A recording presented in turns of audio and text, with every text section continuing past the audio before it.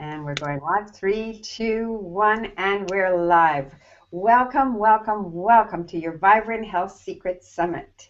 We're here to give you everything you need for your body, mind, and soul. And you know something? With everything that's going on in the world right now, there's a lot of fear. So it's really hard not to feel afraid when you listen to the news and so on. And I have a very special guest with me here today. George Shepard has been working for years in the field of preparedness and how to survive no matter what hits the fan. So he's got a lot of excellent advice for us, and I'm very interested in picking his brain because I don't know a lot about how we would survive, how we would prepare, how we would deal with, keeping it together with a system collapse, a total system collapse. And, this is in the realm of possibilities. We have seen the rise and fall of many empires in the past, and it looks like we might be headed towards some stuff that's pretty serious. So please join me in welcoming George Shepard. George, thank you so much for joining us here today. Thanks, Allison. Okay, I'm going to ask you a question that might sound a little abrupt, and it gives you an opportunity to let us know what you want us to know about you. But what gives you the right to be here, and why should people listen to you? That's a really good question, actually. What gives me the right, I would say, is I'm out here doing it. I'm living it. I've done the research. And I'm trying to educate people. And we've done that through a number of different ways, primarily because we put out the Survivalist magazine, which is actually in all bookstores and newsstands around the United States, and I think it's in Canada and especially some overseas areas.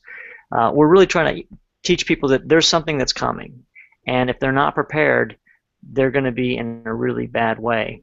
And one of the things we're trying to do with this magazine and with the information and webinars we put out on a regular basis, we're trying to educate people on developing a community now before things do hit the fan.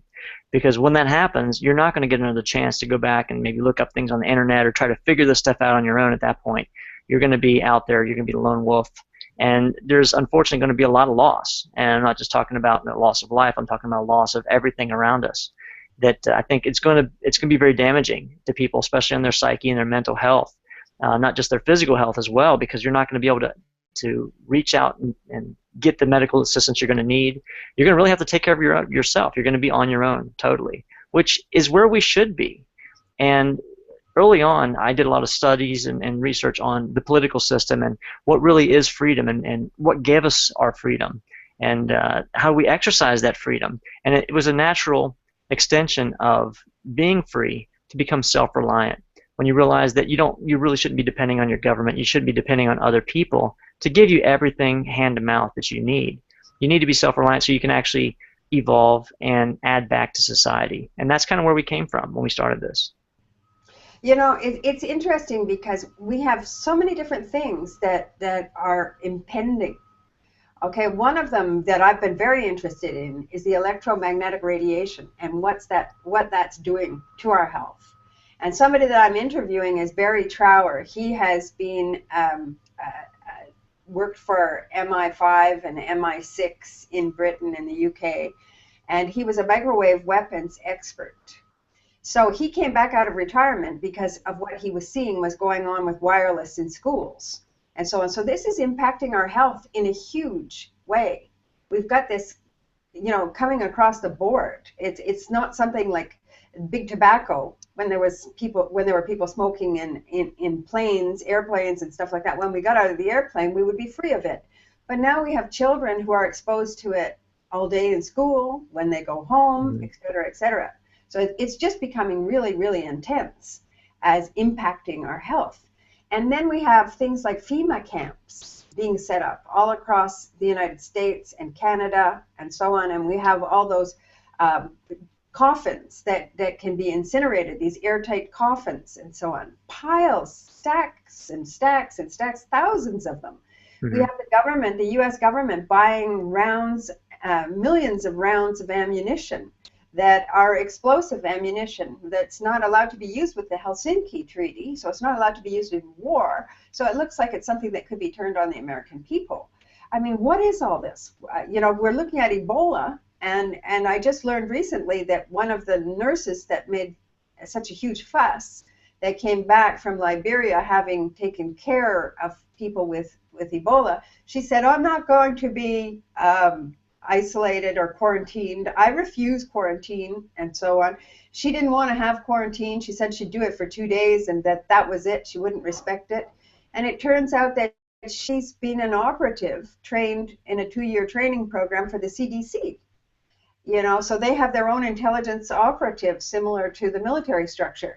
So I'm wondering, what is going on with all of this? It seems like we're not protecting our borders. We're allowing flights to come in from dangerous zones, and yet Nigeria has kind of stopped the spread of Ebola by closing their borders and not allowing flights in. What is your take on everything that's going on? What are the biggest things that we should be looking for right now? What should we have our little antennas out for? Well, you definitely hit the nail on the head, especially when you started talking about the airtight coffins. We've done some compelling research where we pulled information and images from some of the government websites on what they're doing and how they've been preparing for this type of a pandemic, a viral pandemic, to sweep across not just the country but the world, and what they're expecting. It's unfortunate because they don't really tell us all the things that they're building, and if you think of it like this, they're scientists. The government will poke and prod you in different ways to try to find out how you react. And I think some of the things that we're seeing today and things that we see on the news, a lot of that stuff is poking and prodding just to get us in the right position so that when they want us to move a certain way, they know exactly where to poke us to kind of guide us along that path. And that's something, when you know that and when you can step outside of that to see these things happening, then it gives you a whole different angle on what to believe and what not to believe. But you're absolutely right. They have the viral caskets. They have hundreds of thousands of these things, and they don't invest in things like that unless they plan on using them. They don't just waste that kind of money and have acres and acres of space being taken up to house these things out of sight, because it's really hard to find them in general. FEMA camps are everywhere. FEMA camps are not just a camp that they've already set up with barbed wire. It looks like a prison. They have those, but they've also, on the CDC.gov website, they've said specifically that they will turn high school gymnasiums, stadiums, these will all become makeshift FEMA camps when the time comes. And they did that in Katrina. I mean, you can see exactly what they did in Katrina. Not dissimilar from what they did to the Japanese during the early World War, where they interned these people, whether they were I guess a criminal or a traitor or working for the other side, it doesn't matter. They just said, well, we're just going to intern everyone that has, is of Japanese descent. They're going to do the exact same thing when it comes down to any kind of viral contagion or even political descent. If you have the wrong viewpoint, they're going to just put you in a camp and they'll say, we'll figure it out later. And that's the place you do not want to be, especially in a viral pandemic, because when you're in close proximity like that, it's so easy to have any kind of a sanitation issue. And it's something you need to start preparing for now. But outside of that, I'd like to teach everyone on this particular webcast how to start preparing now so you don't end up in that kind of a scenario. So that's the most important thing, in my opinion, that you should be preparing for, so you don't end up being in direct contact with the folks that could potentially put you in a camp or put you down, like you said, with the rounds of ammunition that they're not allowed to use. They're preparing for domestic war here, another civil war in the United States, where it's going to be us against the government, not us against each other. That's what we see. Interesting. So, I mean, what do we need for our medicine cabinet? What do we need to support our health and so on? I have some ideas myself. I have superfoods that I live by, swear by, and so on. But it seems to me, George, that the thing that we need to do the most in terms of every type of disaster is to build our immune system so that we are really strong. Mm-hmm. What's your take on that? Well, first and foremost, the most important thing you can have is healthy live food. You have to have nutritious food, because having MREs and freeze-dried food, those types of things we use for survival purposes, it's great because it fills your stomach, it gives you some nutrition, but it doesn't even give you a fraction of the nutrition you get from actually having live, real food. So there's different ways that we've put together plans for people of how to have their own long-term food storage, not just the stuff that you'd go get a 72-hour bucket or 72-hour kit. And you'll die if you count on that to basically get you through any kind of a disaster situation. So outside of that, you want to also make sure that you have some sort of a medicinal supplement supply. And like you're talking about with superfoods, that's of course a nutritional supplement, and the majority of your immune system, 70% of that is inside your intestines, and a lot of people don't know that. So a lot of it's what you eat will affect your body in a holistic way, and you really need to be paying attention to this in a disaster or a collapse, because you can't run down to the doctor, you can't run down to the grocery store to get stuff that you normally would over the counter. So you have to be able to take care of yourself at this point in time. The stuff that you have in your medicine cabinet will more than likely be expired over time, and it's half of it's probably expired right now you shouldn't be even using. So keep that in mind. Now, a lot of survivalists will say go out and get fish antibiotics because they're very similar to antibiotics that you'd get from any doctor, and you should have plenty of rubbing alcohol and Clorox bleach, and those things are good to have. But I find that there's something even better, and that's essential oils. I've been teaching people about essential oils now since I've learned about them for about the last year and a half, 2 years. And it's, without going into too much detail, because there's a lot to learn about it, there's nature's medicine. Everything that's based on the pharmaceuticals, all the synthetics, came from essential oils, meaning they're trying to mimic the compounds in essential oils. Because the FDA, or I should say the big drug companies, the pharmacies, they can't patent something that occurs naturally in nature, but they can patent the synthetic version of that. So they study these compounds in plants for their medicinal purposes, and then they try to recreate that in a lab using synthetic means, and that's where you get these drugs that have all kinds of side effects. Does that make sense, hopefully? Yeah, absolutely. And you know something, I've been using essential oils for years. I completely swear by them. For example, oil of oregano. You know, I use that in so many different ways. It's unbelievable. It's really excellent for as an antibiotic. It's excellent for as an anti-inflammatory. It does so much. It's just incredible. And you can take, when I start to get a cold or something like that, I take extra strength oil of oregano, and I just put a few drops under my tongue, and I just let that soak in, and it really helps. It's incredible. It's also excellent for cleaning. So you can take some water and just put a few drops in and squirt around on your surfaces of your counter and stuff, and have a very clean surfaces. So there are a lot of studies out there that talk about oregano, like you're talking about right now, but also cinnamon oil, that there's not a natural virus that can actually withstand being in the presence of cinnamon oil as well. So we use that ourselves here in my family for when we get colds and flus. We take a little bit of cinnamon, a little bit of oregano, and put it in the gel cap, and we take it internally. And they have to make sure that you get the proper essential oil, because not everything you can take internally that you go get from the health food store. So you got to be very careful about what you pick up as far as essential oils, because not everything, again, you can take or digest. When they create essential oils, they distill down everything that makes those very potent, so that they become ultra potent. But if there's, say, Roundup or some kind of a pesticide on those oils, they're also distilling that down as well and making that ultra potent.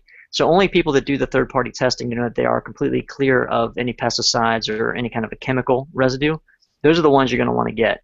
The nice thing, too, about essential oils for survival is they store nearly indefinitely. There's only the citrus oils will lose their medicinal potency over time, but all the other oils, you can literally have oils, you can bury them in your backyard, and you can dig them up 10 years, 100 years later, and they'll still be medicinally viable, which is a great thing for preparedness because they don't have that expiration date as well. Honey's another good one. And you know, the wild blue-green algae that I love so much, the Aphanizomenon floss aqua, that's good for at least 5 years. And it is the most amazingly powerful food. I've never seen anything like it. It turned my health around. It's something that is a part of my diet every single day and will be until I die. So it's good because it's also doing radiation removal and so on. So things like astaxanthin as well. That's another one that is doing radiation removal. What other things can we look at? And you know, if we're thinking about creating living foods, something that we can have in living foods, and we're in a situation where we have a total collapse of the system, we don't have the electricity, we don't have everything that we've come to depend on. What about sprouts? You know, sprouting your food, that's something that I do frequently, and it's the most viable food because it's not anything that has to be transported, it's not being irradiated like so much of our organic food that we're importing is irradiated and so on. What's your thought on that? You know, having seeds that you can sprout. 100%. I have 3 years of sprouts stored up myself. because I believe that's one of the only live foods that you can have that's going to give you fast the fast nutrition that you need. We talked before about growing your own foods briefly. So heirloom seeds are something that everyone should have, period, because there's a point in time where you're going to need to learn how to grow your own food, especially when you're dealing with a long-term collapse of the grid, a long-term collapse of the transportation system where the supply chain shut down. You can't go to the store anymore to get your stuff from your Whole Foods or your local fresh market. You're going to be stuck to do this on your own. So keeping in mind that particular part of this, you should have your long-term food, which is going to be your heirloom seeds. But the sprouts, you can actually sprout sprouts within 3 to 5 days, sometimes even quicker, 2 days. So you can get that food, that nutrition really, really quick. And if you supplement that with some freeze-dried or some dehydrated food, some things you'd have, everything but MREs. If you guys are listening to me right now, anyone that's ex-military and you've taken MREs, you can't eat MREs for more than a few days without having some serious digestive problems. That's why they give you this little pack of gum. That's a laxative. They give you that with the MREs, and you just don't want to supply or rely on your MREs to get you through a disaster that's going to be more than a few days long. So that's why you should have this freeze-dried or dehydrated food. So in putting together a good survival food plan, I recommend that you have at least a 6-month supply of freeze-dried or dehydrated food, number one. You have at least a 1-year supply of sprouts, and that you have plenty of essential oils as well to substitute for any kind of medicines you might need. And on top of that, having the heirloom seeds will help you perpetuate that evergreen garden. So then you can create truly an unlimited supply of food that can get you through any kind of disaster, no matter how long that might be. Okay, we've got a question from Jeff Schreiber, and I'm just going to look over here. He's asking about the Adia Clarity ionic sulfate that can purify water, any type of water, and so on. So water can be an issue too, right? Because we're gonna need to have a pure water source, and so on. So if the electricity goes off, a lot of people, they don't get water into their house either, right? Correct. Well, if it's okay with you, I'd like to teach people right now exactly what they can do to look for this pure source of water. Okay. I'm not sure about the sulfite. No. Yeah. He was asking the question. I've not heard about that one particular. There's a lot of different ways that you can purify water. The first and most important thing for you to do is actually go onto Google Earth and get a topographical map of your area, because you can see stuff from space that you can't see from just hanging out on your backyard or from your top window of your third-story place. You'll see ponds, you'll see streams, and just identifying where these are at. This is really important. Now, of course, you don't go out and drink those. There's different ways of purifying that water. One of the ways that I like to consider that is there's a thing called a life straw. And it's like a $20 item that you can get, and you can actually suck. It's like a straw. It's about that big around, and you suck this through this media, and it basically purifies that water, because it has not just something to filter out the bad stuff to make the water taste better, but also ceramic media. Anytime you're dealing with getting rid of the viruses and bacteria, you need to use a ceramic-based filter. The Berkey is the best, from my understanding. All the testing that I've heard people do, like Mike Adams from Natural News, they say the Berkey is the absolute best. You can use just water. There's a number of them, but it has to be a ceramic-based filter, so you have to have some of those available as well. So some places you might look in your house, because most people, when you say the water's cut off, they think that that's it, they're out of water. A couple places you can look. Number one is your water heater. There's usually a valve at the bottom of your water heater, and depending on how big your water heater is, you can have between 10 and 100 gallons potentially in this water heater that you can basically siphon off. Realize this though too, you want to put a sock over top of that if you have an old water heater, because there'll be a lot of debris that comes out when you flush that water heater system, and you don't want to be drinking that. But that's a good source to get some water that's pretty fast. They also have something called a water bob, and that's something, it's like a bladder that fits inside of your tub, and you can fill it up in the event that you know that this is coming and you're going to have a water shortage. You can fill it up quick, and that can hold, again, between 50 and 100 gallons of water inside your tub, because it's a bladder system. Another place to look is in the back of your toilet tank. So if you don't have any of those little biscuits for like bleaching and cleaning your toilet, then you can usually get at least a few gallons of water out of the back of your toilet tank as well. One last place to look at is everyone has pipes in their house. If you know where those pipes are at, especially if you live in a place where you have basements, you'll see pipes usually running in the ceiling. Those pipes in a lot of cases can possibly contain water. So if you're in an absolute dire position and the water is just not going to come back on for years type of scenario, then you can go ahead and start opening up some of those pipes and probably get some additional water if you absolutely need to at the absolute worst case scenario. But there's plenty of water around us if you know where to look and you've prepared for it in advance to know what to do. One more thing about the water. You have to have fresh, pure, virus-free, bacteria-free water to drink. However, and also to rehydrate your freeze-dried food, it has to be pure. But if you're going to grow things like seeds or sprouts, it doesn't have to be pure water. It can be water that you pull from your garden or from a stream, because the way that the plants, when they sprout, they actually will naturally clean and filter that water out so they can create those nutrients. So you don't need to have pure water when you're creating the sprouts or creating, like, say, an heirloom seed garden. So there's different ways of using that, so you can save the pure water just for yourself. But the water is the most important thing. Like you mentioned that, Alice, and that's something people don't really realize. You can survive for about 3 days without water, and then you'll start to fall apart, completely fall apart fast. And people can start getting used to sprouting now. So you can get some sprout bags, that don't require anything. It's better than a bottle. It's like a little sort of a hemp bag or burlap bag or whatever to allow you to do your sprouting. You don't want to necessarily only know how to sprout in these big round sprouting trays that require water and electricity going through them and so on, because you're going to need to know how to do it really simply. And, that's a big part of it, is learning how to simplify and how to do things that are off grid. Because one of the things that we have with the smart meters now, we're connecting all of the grid into an internet type of format. And that is making it very vulnerable to being hacked. So that's another threat that we have, possible threat. What would you say our possible threats, our upcoming threats are in terms of that? Well, electricity, number one. We're so dependent on electricity for so many different reasons. I'll give you some ideas of how. Not just to light your home or to run your stove tops or to run your heaters in your house, but also electricity runs the hospitals. Electricity runs the supply chains, the supermarkets. With no electricity, there's no freezing your groceries anymore. So anything that's in your freezer in a matter of a couple of days are going to be pretty much going bad and spoiling. And that's not just your freezer, it's everyone's freezer. It's also the grocery stores and cold storage where groceries get their freeze-dried or frozen foods. So without electricity, everything shuts down. And there are generators that will power for a little while, but they run on fuel. And that fuel will eventually run out. So keeping that in mind, you need to start looking to off-grid solutions, whether it's like wind or solar.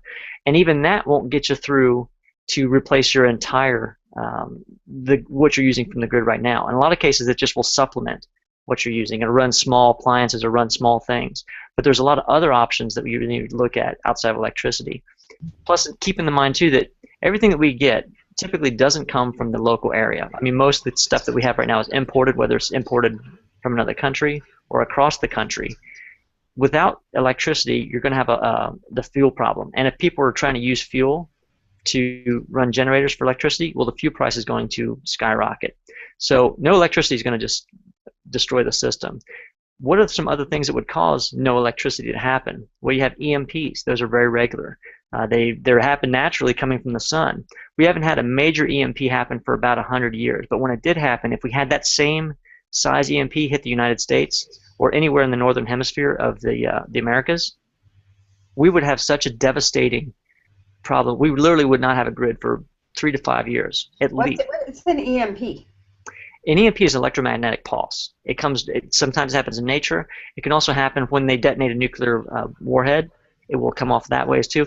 There's been a lot of speculation about terrorists using EMPs in the future, which is now, to disable the grid. Because think about this too. If we have no natural defense, no communications, with an EMP, everything gets fried unless you put it in a Faraday cage. And that's something that we probably don't have a lot of time to go into what that is and how to build it. But literally everything that you have that runs on electronics is going to be shot. No more, your cars won't work anymore unless you have an old car from like the 70s or 60s that don't have the injection monitoring and the computers on board. But everything that has circuitry is going to pretty much be fried. Camcorders, radios, televisions. There'll be zero communication with that being said. And again, there goes your supply chains. Whether it's a terrorist or a natural type of thing that happens with nature, an EMP will completely disable the economy of any country that's in its direct path. That's one possible thing. The other thing is financial and economic collapse. Now, this is what I'm the most concerned about because you asked about that. What's more likely to happen? With what's been going on with the government and with the worldwide monetary scenario, they're blowing through money, they're printing money out of thin air, and it's just a matter of time before the house of cards comes down. This has happened so many times. Hyperinflation has happened, and it's insane by Einstein's definition to think that it's not going to happen to us because it's happened too much. And if you're not prepared for that, when hyperinflation kicks in, you're going to find that your electricity is going to go down, your gas is going to go down, no one's going to be able to afford these services, and what everyone's going to basically lose their job. And this is going to happen in a very short period of time, whether it's overnight or over a few weeks. It's not going to be something that we slowly start to go into hyperinflation. It's probably going to be immediately because we're so indebted to other countries like China, who's been buying our T-bonds for so long, that all they got to do is say, we're not buying anymore. Or we want to redeem that for gold now. And when they go to Fort Knox and they realize that there's not enough gold in Fort Knox to honor the debt that they've basically printed, we're going to be in a real bad way. And that's what I'm most concerned about because that's going to have a domino effect on a lot of our systems. So I think that's what people should be concerned with the most. And they should start thinking right now about how they can start replacing their income, whether they start doing some things on the side, getting some skills that you would not need to say, for example, you're an accountant or an architect. You might not have a job after a collapse because no one's going to really need those particular services in a lot of cases. They'll go back to what they call bean counting, some sort of a form of accounting, but it won't be the same. It won't be crunching numbers on a computer or doing any spreadsheets. So you want to start getting skills now that people can use in a post-collapse scenario. So I'd recommend also to look into some alternatives to create your own barter economy or barter economy community because you're going to have something of value, whether it's a skill or an item that you can trade for other things that you might not necessarily have. So you want to start thinking about that in advance.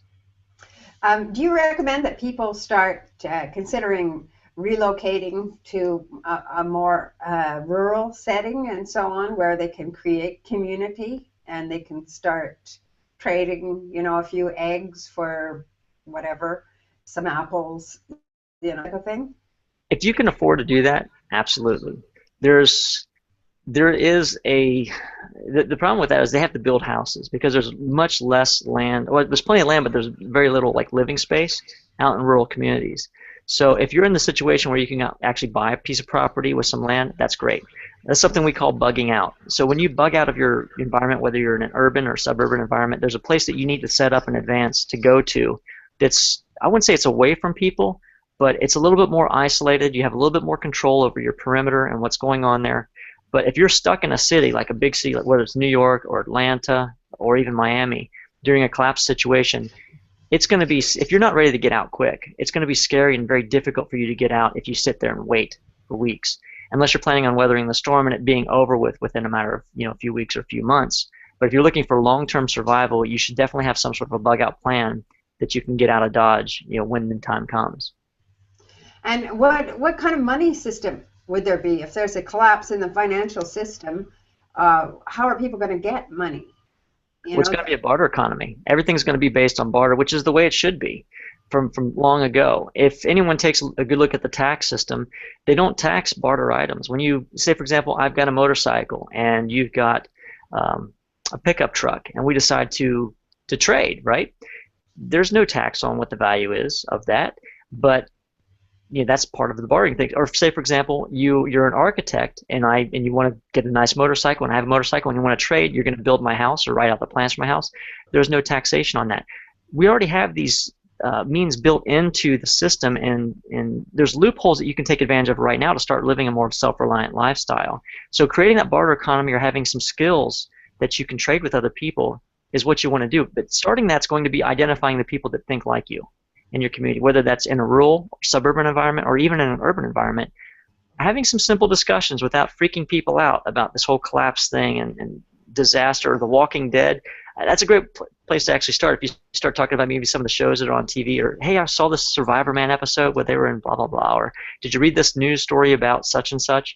You can start to feel people out with not necessarily giving away your position on how you feel about preparedness and survival and what you have. It's important to kind of keep your preps on the DL, the down low, because if you tell everyone that you have all these stockpiles and everything else, you've got ammunition, the first place they're going to look are the people that they know has the stuff, especially when it comes to food and water. If you tell people you have a lot of food and a lot of water. So keep that stuff pretty close to yourself, but connect with folks that have the same mentality, the same belief system, and start building that barter economy and that community early. That's going to be real important to do.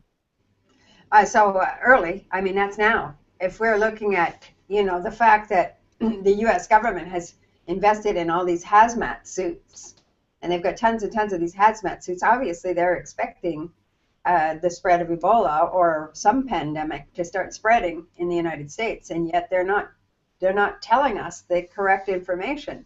The CDC was saying, and the government was saying, this cannot be transmitted via airborne. It's not airborne. It can't be transmitted airborne. And yet, it's been proven that it certainly can. Particles of it can spread 3 feet, 5 feet from the person. And now they're finding out that it can be on surfaces, and it can last up to I think 50 days on a surface and stuff like this. So this is like pretty serious stuff. When they were going and cleaning up that guy's place in Texas, they were just spraying the vomit on the sidewalk with these high-powered hoses and stuff like that. Well, that's just spreading it, and so on. And now they've found that people, they knew this before, actually, I can't remember what year it was, but maybe 2000 or something, but they were doing a study in the UK on Ebola, and they found that it could actually, you could be asymptomatic. You could have no symptoms at all and still be spreading it. So, there's a lot of stuff that people don't understand and that they're not being protected for, and so on. So, we need to understand how to deal with something like that if we do become infected and so on. And the thing is that people that are prepared, as you say, they're going to be the targets for the people that are panicking and so on. Do you think that we are going to become into like a real looting and pillaging type of society, that it will become anarchy and things will break down in that way? 100%. 100%. I don't necessarily think that it's going to be the Walking Dead type of scenario, but with Ebola, it looks more and more like that every day, as far as people walking around and not having it together. I don't think that they're going to be zombies or anything like that, but I think people, when they do get in a situation where they feel like their back's against the wall, they'll do some horrific things just to feed themselves, just to feed their family. And sometimes it's not just ourselves. People will do things, again, that's unimaginable in the name of helping someone else, like their children. Like, I'm not going to let my child starve, but I'll do this. I'll kill a person, to feed my family. That stuff is going to be very commonplace. You're going to really have to be prepared to take whatever action necessary to protect yourself and your family. And let me say this, because I don't want to go down the fear trail too far down in this, because preparedness and self-reliance is not supposed to scare the heck out of you. It's not supposed to be creating a community of fear and fear-based dogma and rituals. What we should be doing is looking at this as being an empowerment. Okay, if you can live a self-reliant lifestyle, and you don't have to worry about the government, you don't have to worry about things breaking down. You can basically close your doors and live for a year or more by yourself and enjoy that. And maybe we should get back to reading books. Get off the TV. Get off doing these things that require us to be connected, to all these other mediums. We've lost a lot of what I believe is humanity over the last 100 years or so with a lot of the technology. We've replaced the stuff that really makes us grow and gives us the ability to be creative and be a creative being, with someone spoon feeding us what they want us to be, what they want us to believe, and what they want us to envision. We don't have the ability anymore to envision life for ourselves. So I think getting back into that and realizing that this is something that's not supposed to depress you or restrict you, but it's supposed to empower you and give you more freedom.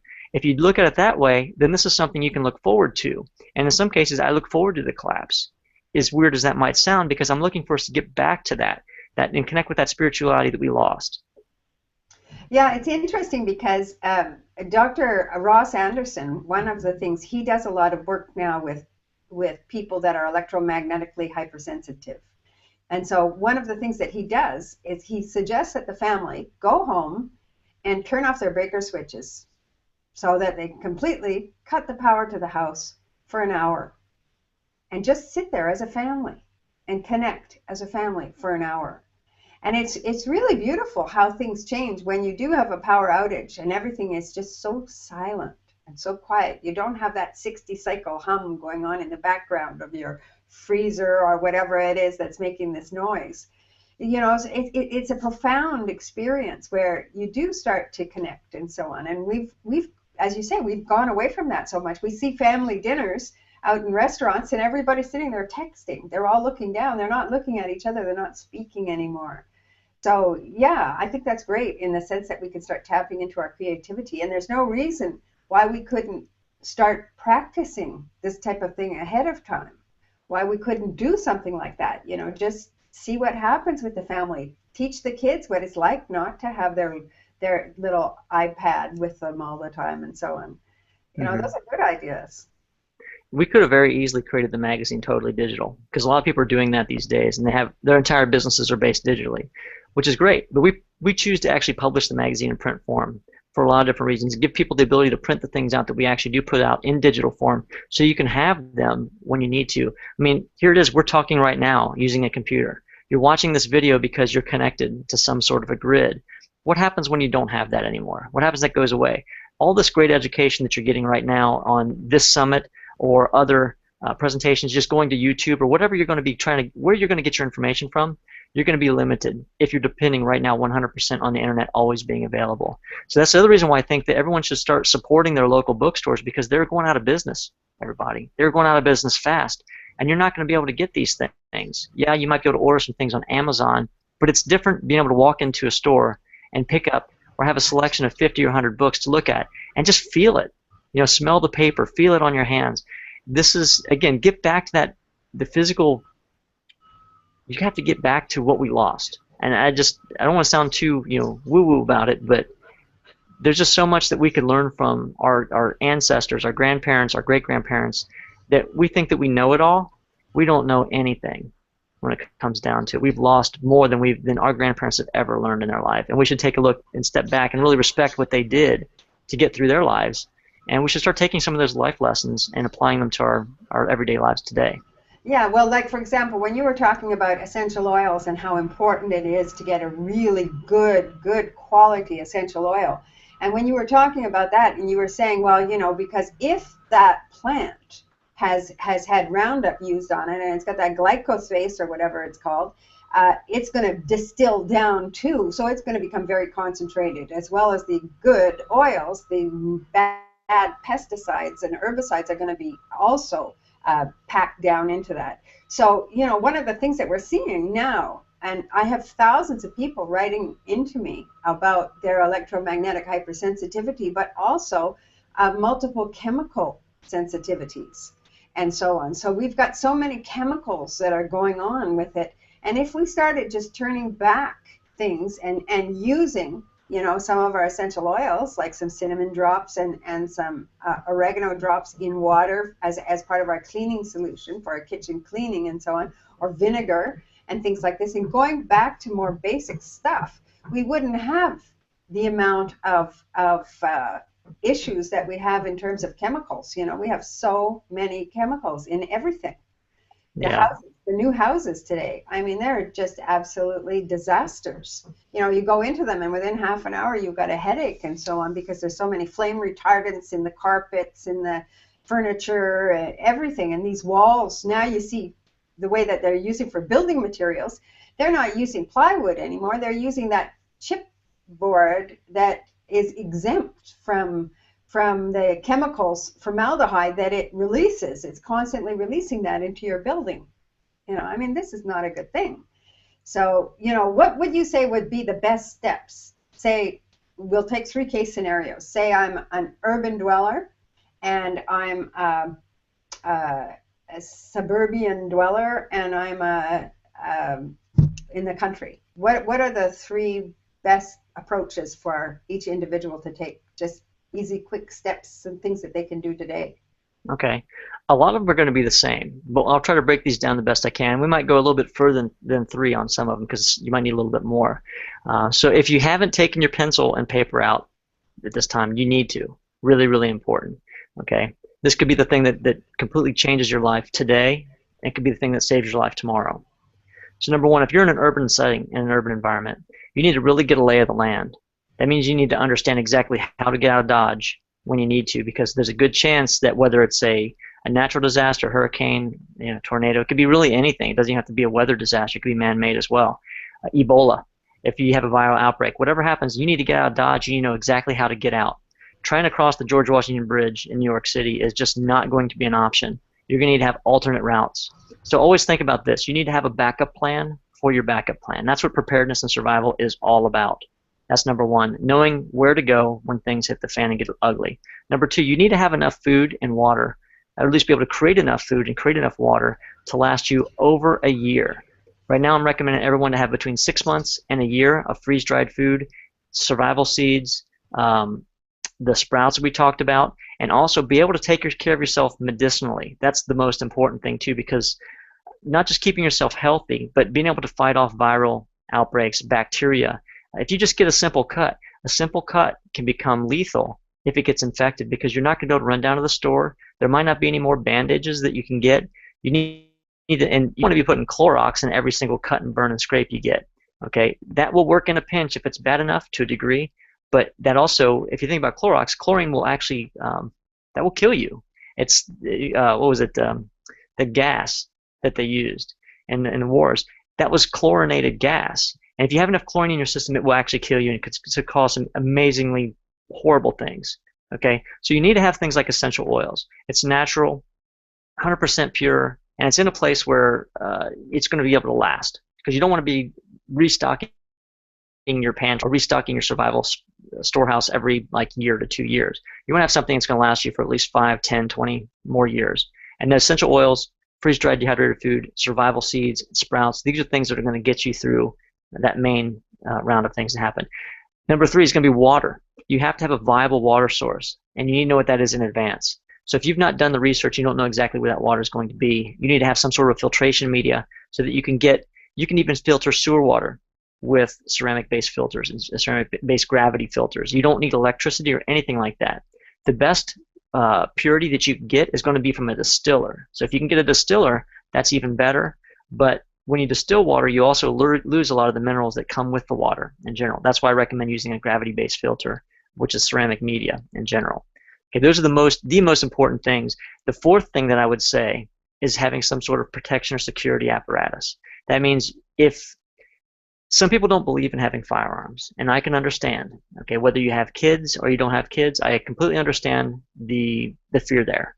However, I can tell you right now, an armed robber is not going to care whether you're afraid or you have any kind of qualms about having a firearm, because you want to be the right person, or you want to be above or more evolved, or whatever they might think that they are.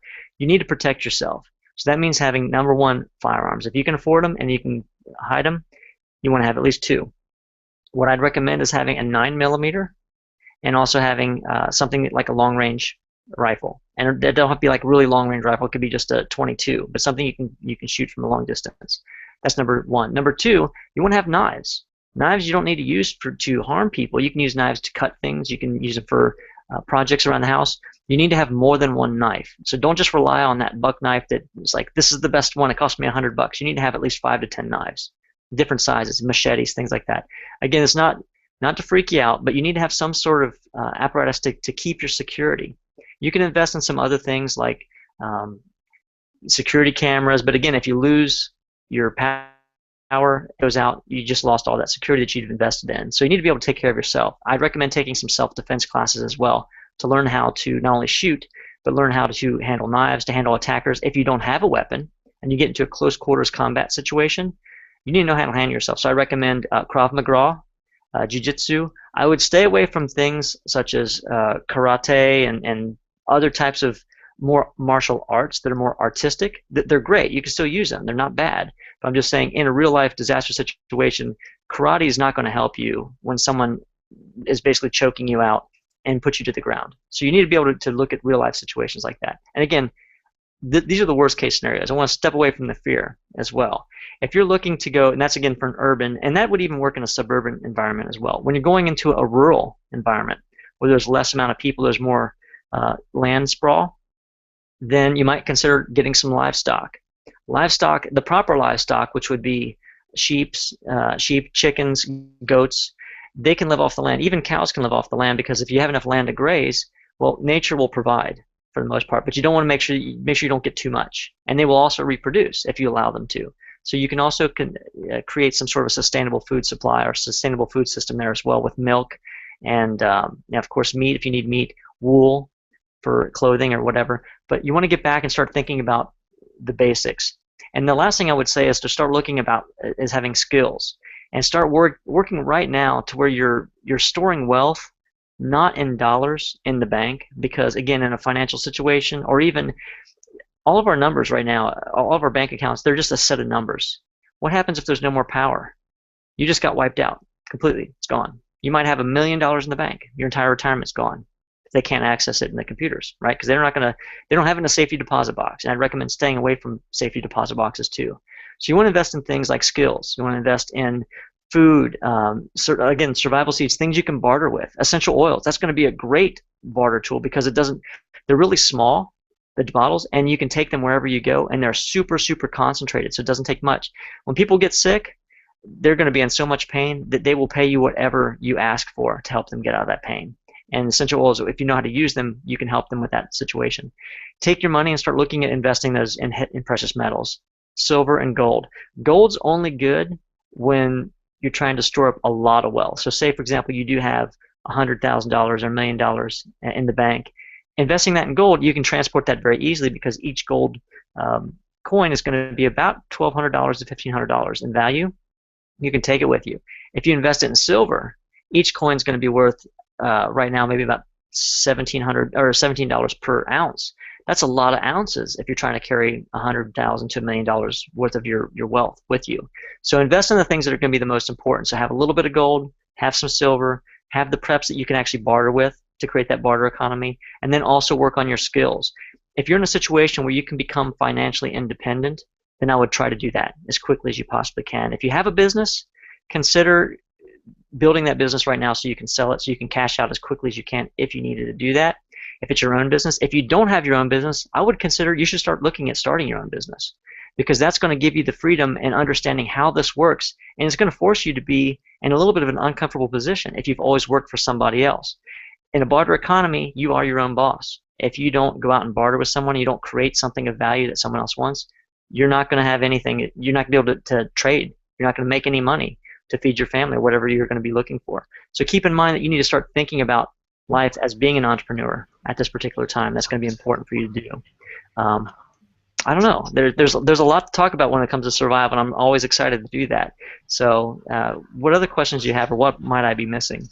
Well, one of the interesting things that you do is you teach people how to do some of the most simple things, like how to start a fire without a match, how to make candles that are going to last much longer than the commercial candles that you buy, and so on. These are all things that people need to know. You teach people how to put what the ingredients are that they need for kits and so on, so that if something happened, they would be able to fish. They would be able to, create a quick temporary shelter, this type of thing. It's very interesting, the amount of knowledge that you have, because you've dedicated years to this, and you really do have a great well of knowledge.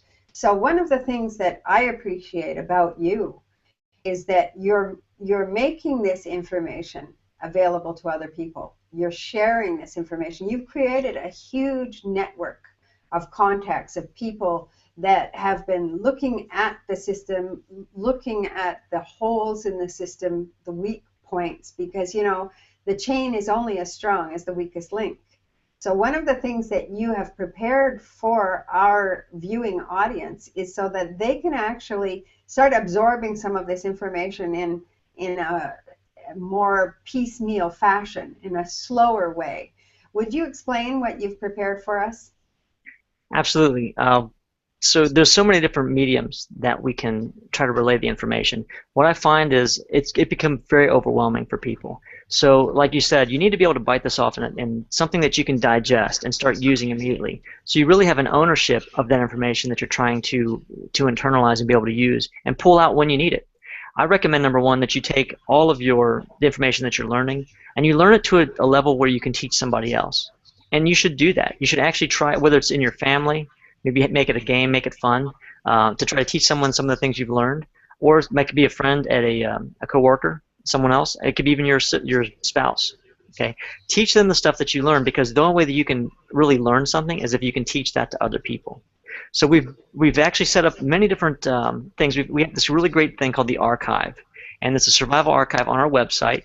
And there's a link right here in this video. If you look just below, there's a little explanation of what the link you're going to want to use to go here. This is something that no one sees, so you have to use that link. Otherwise, you won't be able to find this on our website.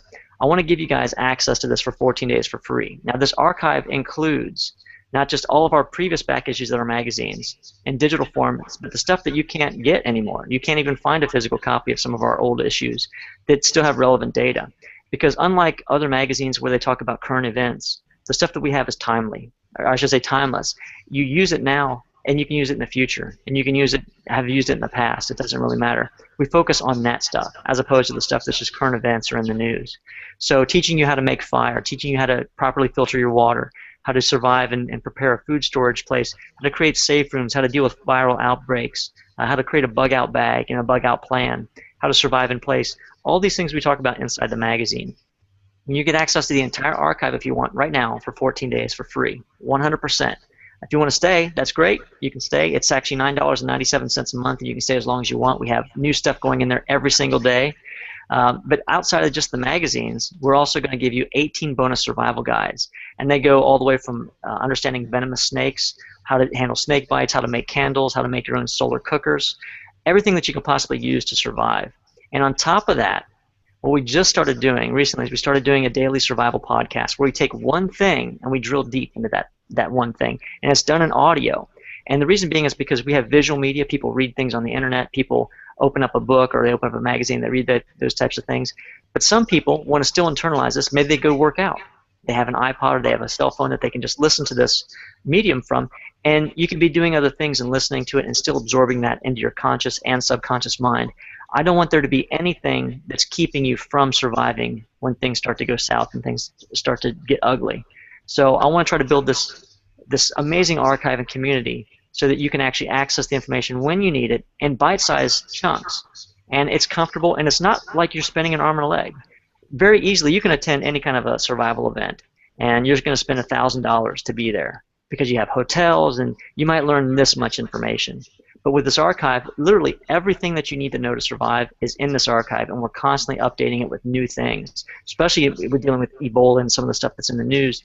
The daily podcasts allow us to take stuff that we're currently seeing and you might be currently a little bit more afraid of, and break that down to give you the truth behind the myths, like what you should be really concerned with, or how this is going to change your particular life, or what they're not telling you about. That's what we're able to do with the podcast. So we make everything available, for that. But you get actually access right now because Allison asked me, what can I do that's unique? And I said, well, why don't we just give everyone free access to this for 14 days? Get a taste for it, get the information that you need. Even if you only stay a member for 14 days, that's okay. Don't worry about it. At least I feel good knowing that I've given you the information that you need to get to the next level, and share that. Pay it forward with other people. That's the only thing I ask of you, okay? Take what you learn and share that information with other folks. I really love the idea of teaching people. So if you learn it well enough to be able to teach it for people, then you've really learned it. And this is fantastic because it's not costing any of our viewers a penny. They can simply go on there, and for 14 days they can just absorb and download articles and so on, right? Can you download from there? You can actually print. Okay. There's some things we don't allow to be downloaded because it goes everywhere really quickly, but we make it so that you can print everything. So any of the ebooks we've set up, you can actually print directly from that. You can print any pages or articles from the magazine, because there's some things that maybe you've already know, or you don't necessarily need to print the entire thing. You just want to print a portion of it. So you can use it. You can even save the podcasts because you can download those and actually hold on to them for forever. Wow, I love that. And then if you find that this is something useful to you, and you find that you really are learning wonderful things from it, which I know you will, then it's like $10 a month. $10 a month. I mean, my God, that's nothing. That's really nothing. So George, I want to really express my appreciation, because to me this is a huge gift. All these ebooks, the podcasts, everything that you're giving to us, it's really incredible. I can see where you're coming from a place of integrity, you're coming from a place of really wanting to share this knowledge. That's a huge infrastructure to support, to do that. I mean, we're talking Yes. a lot of money behind putting this together, and you're not charging a lot of money for it. Yeah, we wanted to make it so where just for the price of a couple cups of coffee these days, people can basically learn enough to protect their family and save their life. And you have to really ask yourself, what is that worth to you?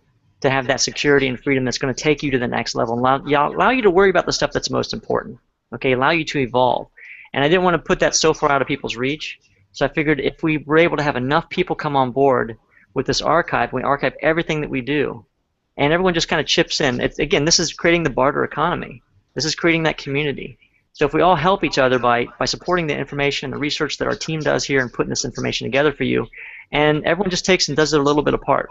I can keep it down to like $9.97 a month, even after the 14 days. But I want everyone to understand if this is something that's brand new for you, maybe you've heard a little bit about it, you watch some survival shows out there, and you don't really know what's next or what you should do. You have no place where you start. This is a place where you can get that knowledge, know where to start from right now, and start taking control of your future and eliminating that fear from your vocabulary right away. Do you have any like parting words of advice for people? You know, one of the things that I get from this is that by learning more of this information through the archives and so on, and by subscribing to Subscriber Magazine, Survivalist Magazine, what is going to happen is that I could learn a new skill. My new skill could be something like a MacGyver skill, if anyone remembers that show. I could be like one of these people that knows how to do all these different things, these handy things that are going to make a difference for the quality of life if there is a grid failure, if there is a system collapse, and so on. You know, you're actually teaching people a whole new skill set that they can barter with. Yeah, I think as far as parting words of advice, the biggest thing that I would say is no one is going to do this for you. If you don't do it yourself, you know, you're pretty much stuck. There was a famous person that when they were creating or creating the Constitution of the United States, it came out of the hall and said, you know, we finally finished this thing, and we've created this republic if you can keep it. And really, you have this freedom. It's already in you. And if you sacrifice your freedom for security, which is what we've been taught to do every single day, indoctrinated to do, then you're going to lose both. You're not going to have any of them. You're not going to have freedom or security, and you're going to be on lockdown. So the thing is, right now, take the steps necessary to keep yourself free, to become more self-reliant, eliminate the fear from your life, and focus on the things that are most important: family, growth, and just create the quality of life that you want to be in every single day. And that's what this is about. It's not about fear. It's not about panic. It's not about terror. Okay? It's not about living in a bunker for the rest of your life. This is about being free and finally being free. And this is the only way we can do it, is becoming self-reliant as a community and as a people. So I would say you need to take steps every single day to make this a reality, and be the action taker. Don't be the person that sits on the fence and says, well, I'll get to it eventually. Be the person that actually goes out there and does something about it, and then teach other people as well. And the beauty of it is that none of this is lost. All this information and all this knowledge that you have is very useful. Plus, on top of that, if you are preparing your food supplies and so on, if you're preparing your essential oils or your seeds and so on for sprouting and this type of thing, it's all there for you. And you can use sort of like a, what is it, first in, last out, whatever your inventory system is, you know, you can keep recycling it. So you could stock up on the back end and take the oldest stuff that you use and keep refreshing your stockpile, so to speak. You know, so nothing ever is lost. It's all good. And it doesn't take up a huge amount of room. That's the beauty of the things that you've been suggesting to us, George. I think it's wonderful. So I really want to thank you for being here with us, and I want to thank all of our listening audience. You know, everyone that's been viewing this and will be viewing this. There's so many different places that you can be coming to this from. I just want to really tell you how much I appreciate you for being part of your Vibrant Health Secrets. If it wasn't for you, we couldn't do this work that we love. So thank you very much. Thank you, George. Thanks a lot, Allison, and everybody else for listening. Yeah, it's been just great. Super. Thanks.